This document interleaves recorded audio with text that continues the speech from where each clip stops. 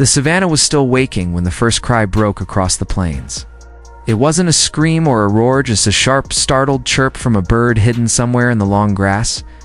It came and vanished in an instant, swallowed by the quiet gold of the morning. But it was enough to make Sira lift her head. The young lioness stood half in shadow beneath a thorn tree, sunlight painting soft lines across her back. Her muscles were relaxed, but her eyes were alert, always searching, always measuring the world.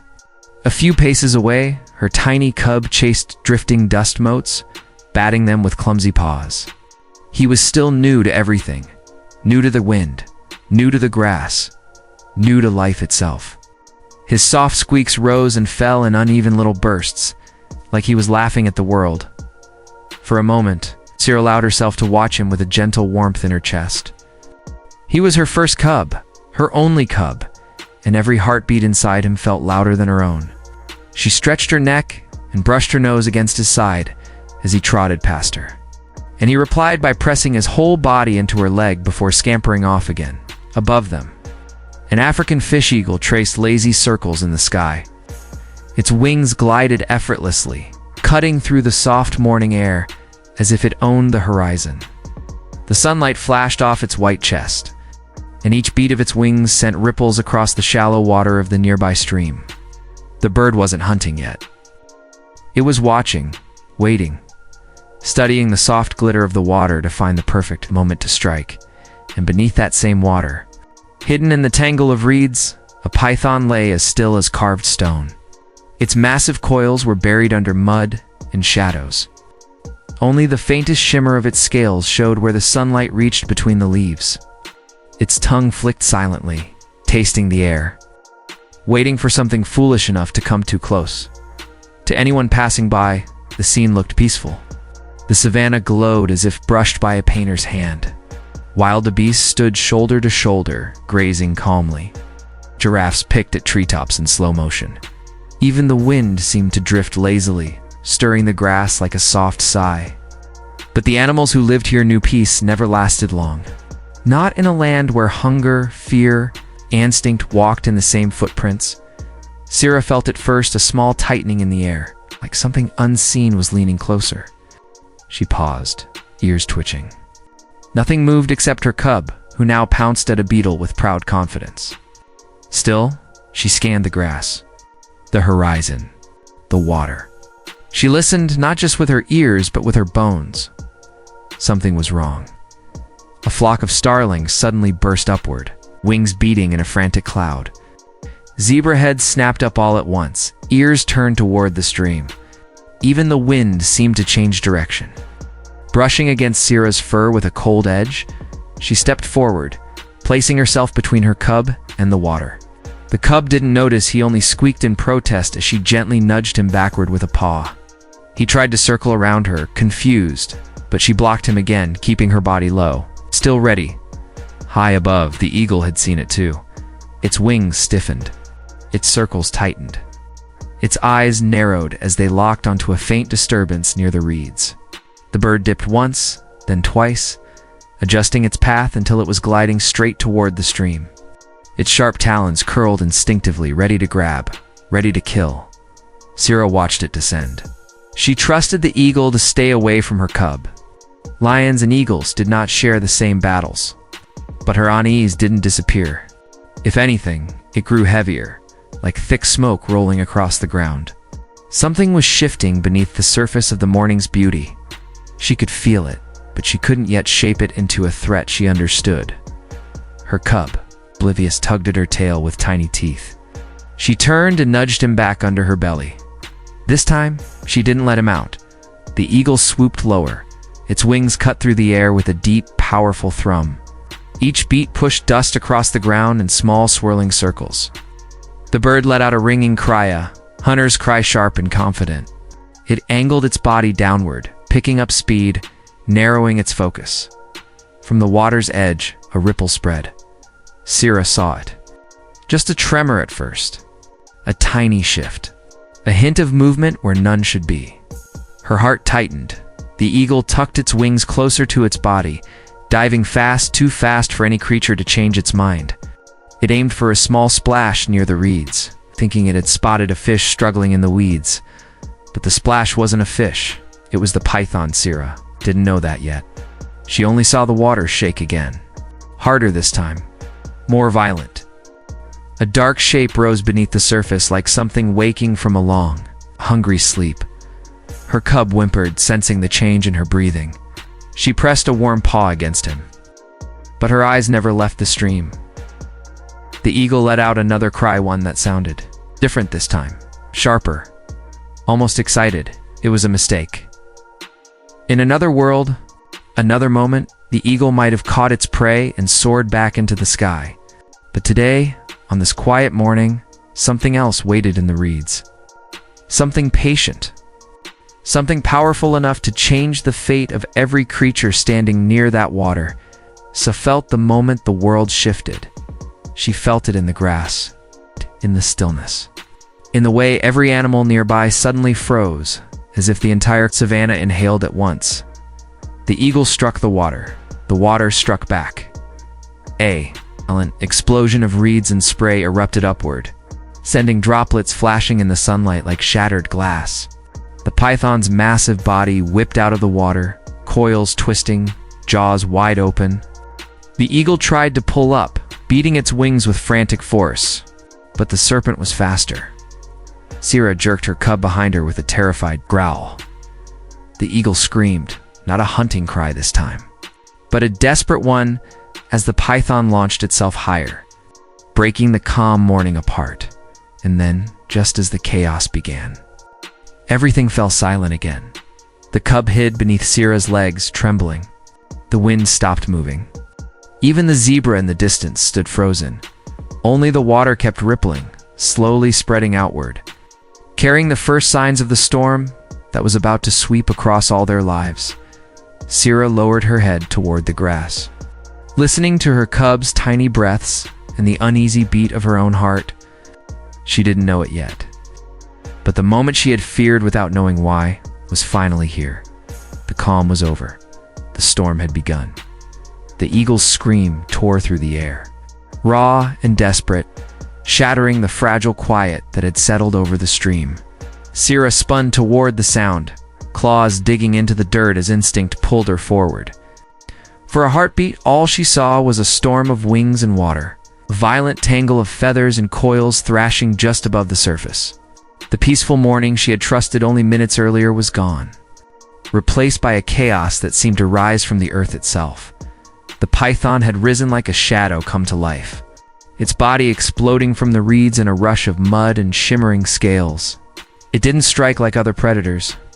It struck like a trap snapping shut. One moment the eagle had been diving with confidence, its eyes sharp and certain. The next, it was caught mid-flight, wings bent at terrible angles as the serpent's coils wrapped around its body. Dust lifted. Water sprayed. The savanna held its breath.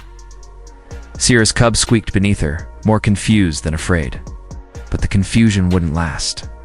She felt the terror building inside him. She felt it in herself too. The python dragged the eagle closer to the bank, closer to them. Sira's muscles tensed. She didn't understand the fight happening in front of her, not fully, but she understood danger. She understood that anything large enough to crush a bird midair could do the same to her cub. Her ears flattened as she watched the eagle flap desperately, wings slapping the serpent's body with frantic, uneven beats. Feathers flew in small bursts. Each time the eagle struggled, the python squeezed tighter. The sound was sickening, a dry, cracking pressure, like branches snapping under weight. The cub whimpered. Sira stepped in front of him, but her eyes never left the fight. She saw the python's head rise above the eagle, jaws wide, eyes flat and cold. She saw the bird's talons slash at the air, unable to find anything to grip. She saw the python's coils dragging through the mud, carving lines in the earth as it pulled its prey toward the thicker reeds, and she saw exactly where the path of that struggle was headed, right? Toward her cub. A wave of dust washed over them as the python's tail whipped across the bank. Sira felt the grains hit her face. Behind her, hooves thundered. Wild beast and zebra were fleeing the panic, their bodies throwing shadows that flickered across the ground. The cub squealed as a stampeding blur rushed past, and Sira crouched protectively, shielding him with her whole body. But they could not stay still. The python was coming closer. The eagle's wings smacked the ground now, not the water.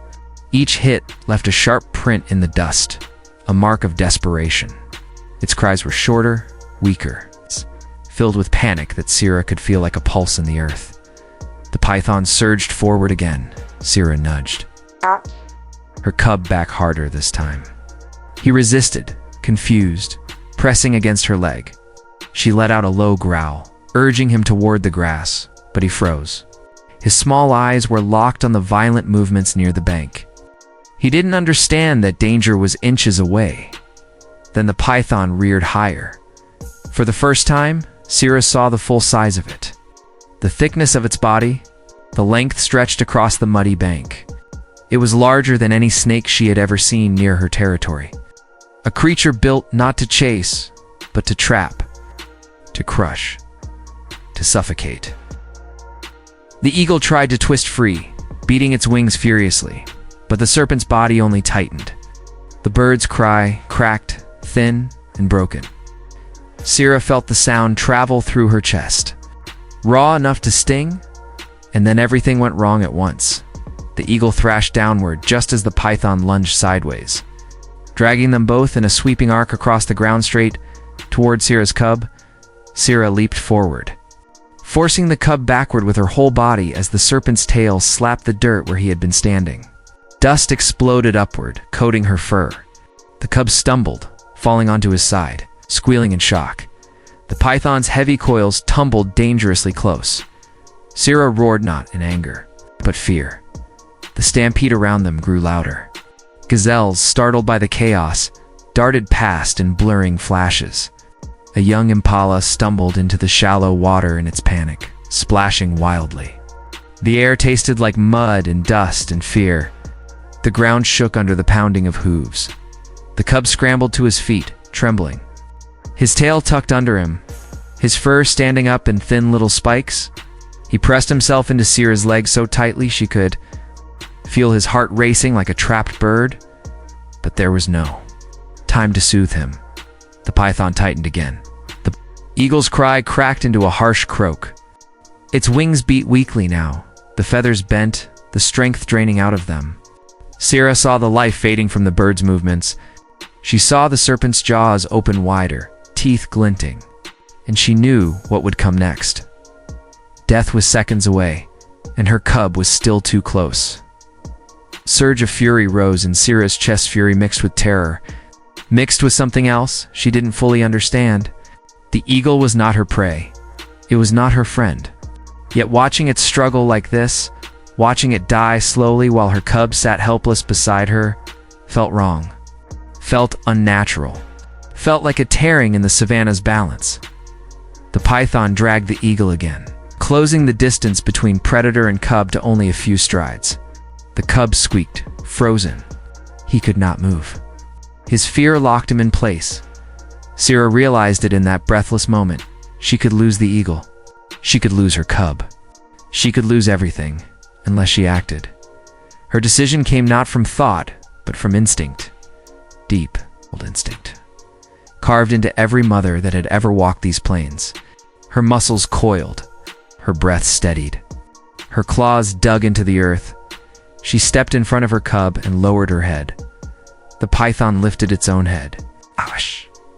Sensing movement, its cold eyes narrowed.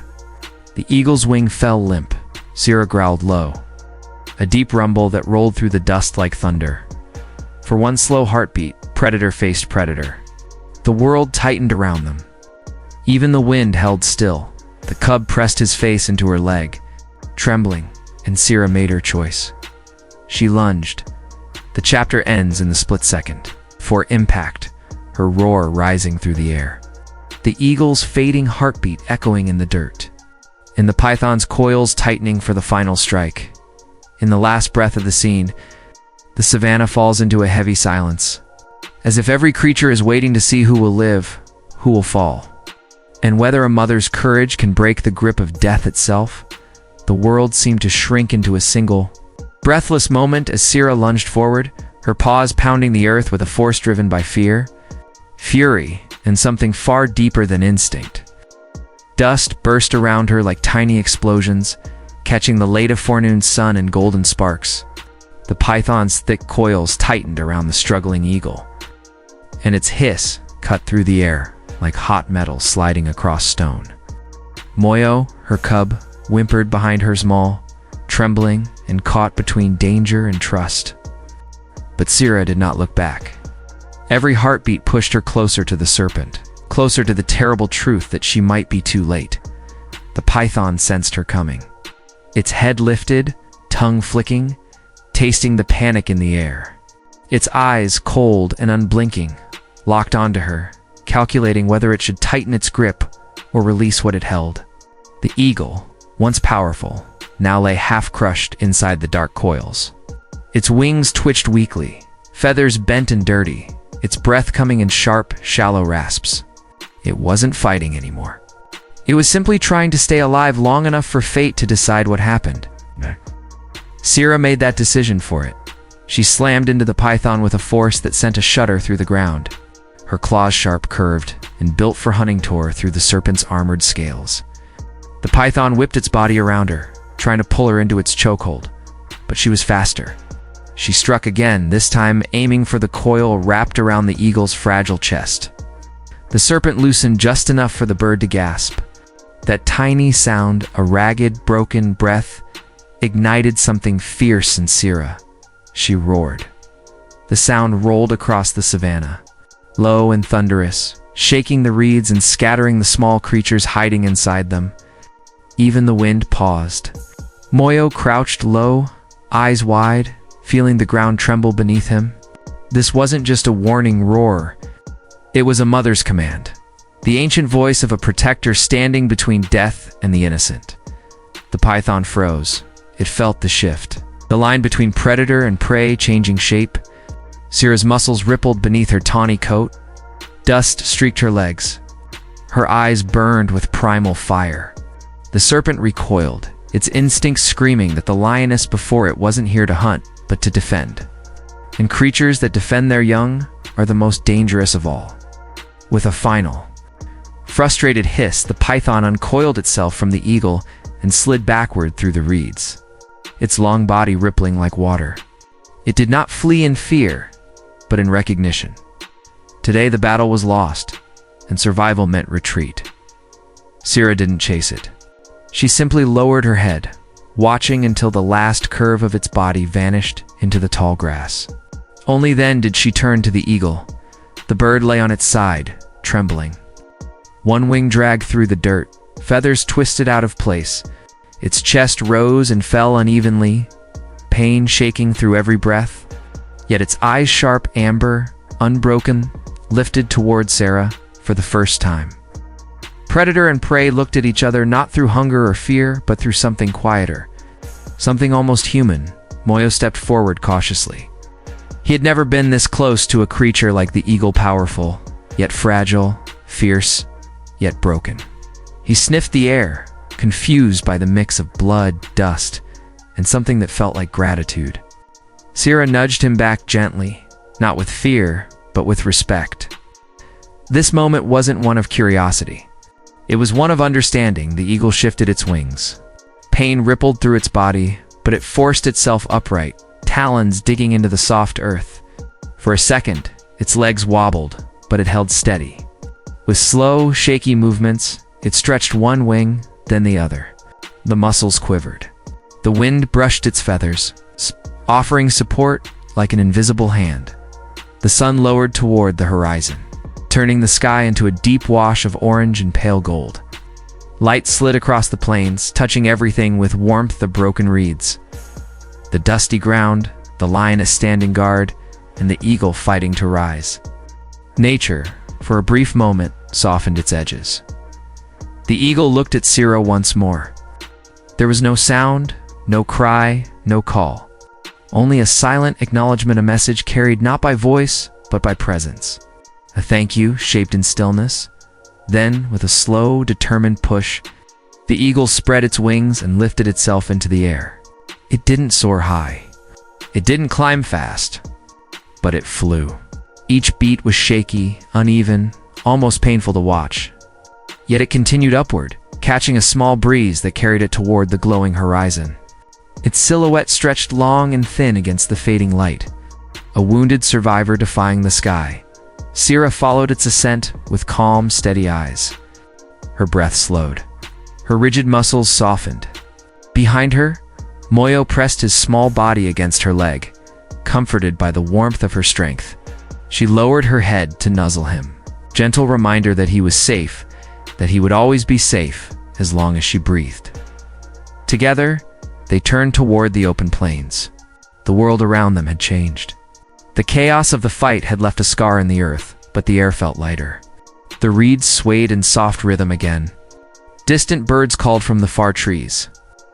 The savannah, bruised by violence only moments ago, breathed once more as Sierra guided Moyo back toward their den. She paused and glanced over her shoulder. The eagle, now a tiny speck, drifted through the golden sky like a fragile promise carried by the wind. It reminded her that strength isn't always loud. Sometimes it's a trembling wing beating against the weight of the world. The last light of day stretched across the land, wrapping everything in a soft, fading glow. Shadows lengthened. The heat eased. Silence settled like a blanket over the tall grass. And in that silence lived a truth older than any creature walking the plains, that even in a world shaped by survival, mercy could rise where no one expected it. Sierra placed a protective paw beside her cub. Moyo leaned into her, his tiny heartbeat steady and sure. Far above them, eagle flew on, and the vast, endless savannah exhaled, holding their story in its quiet golden breath.